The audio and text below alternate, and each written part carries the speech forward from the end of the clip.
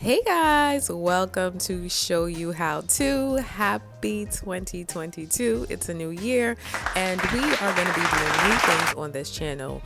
So this is a channel where I basically show you how to do different things, and I've shown you guys how to pass your cosmetology state board. If you need to pass your state board, there are over 100 questions on this page that you can watch to take your state board. Good luck with that. But now we are going to get into the business aspect. Woo! Can I get an applause? So if you are trying to start a business, I got you.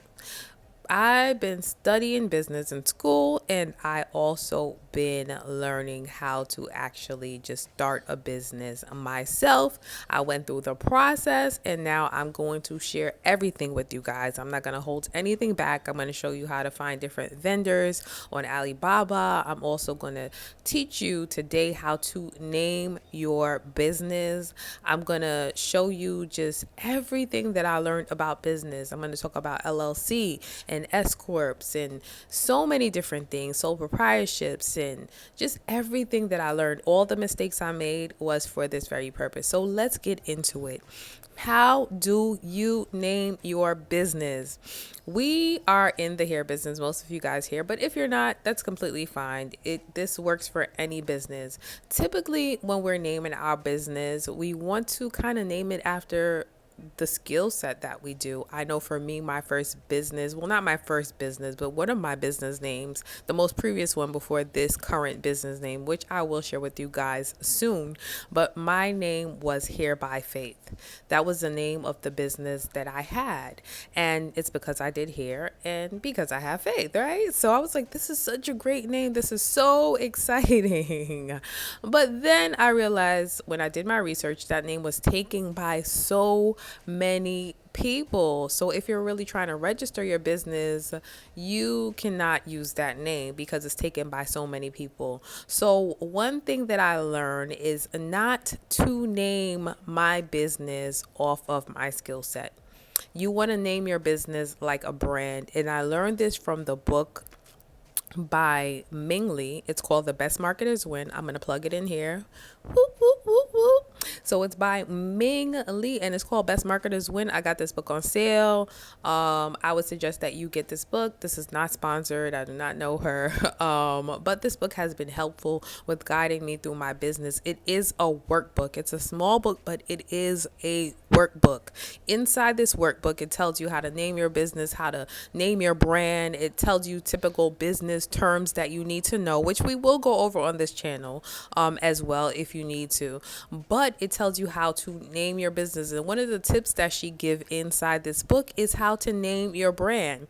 When you think about a brand like Apple, right? Apple sell computers. That's what they started off selling. But imagine if they had kept their name as Apple Computers, right? Then they wouldn't be able to branch off into headphones, into cell phones, into so many other departments, iPads. They wouldn't have been able to branch off into those aspects. We also look at a brand like Coca-Cola, who also own water companies and so many different things. They would not have been able to branch off into different markets if they had just named their brand Coca-Cola soda. They would have been stuck in the soda market. So when you are naming your brand, pick a general name, pick a creative name, pick a name that stands out. Make a list, make a list of 20 names that you want to use, and go through them. Pick something unique for your brand. Don't just name your brand Lashes by Jenny. Don't just name your brand Hair by Faith. I'll use my example. I thought that was a great name, but then I realized, I was like, I want to make different things. I don't only want to sell hair. I don't only want to sell, work in a salon. I don't only want to, stick in the hair department. You may want to sell hair, but you may want to sell hairbrushes. You may want to go off and sell merchandise. You may want to sell shirts and sweatshirts or sneakers, or you may want to open a school. So if that is the case, you want to make sure that you are naming your brand a unique name, and do not name it after your skill set, because that gives you the option to grow as a brand. One popular brand in the hair industry is Bold Told, if you're into wigs and extensions. And Bold Told has branched off into so many different things.